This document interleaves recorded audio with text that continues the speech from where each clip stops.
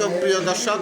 MDK আছে উনি হচ্ছে একজন বোবা, ওনার সাথে আরেকজন নাকি বোবা আসছিল, এই ধরনের কাগজ নিয়ে আসছে। তো কি হয়েছে একটু বলেন তো। আসছে এরা আর একটা মহিলা একসাথে আসছে আজকে। হ্যাঁ, হ্যাঁ। আইসা করছে কি নিচে আসছিল, মহিলাটা ভিতরে ঢুকছে, আমার ওয়াইফ আসছিল নিচে, এরা ভিতরে ঢুকিয়া দরজা তালা ভাঙ্গিয়া ভিতরে ঢুকিয়া একটা বান্ডেলে 40,000 টাকা ছিল, 500 টাকার নোট, আর একটা বান্ডেলে 100 টাকার নোট 10,000 টাকা ছিল।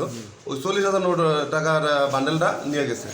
তা এর সাথে মহিলাটা ছিল, মহিলাটা নিয়ে হয়ে গেছে। আর এখনো হেরে পাওয়া গেছে, মহিলাটা পাওয়া যেতেছে না। এরা দুজনে একই কাগজ নিয়ে আসছে।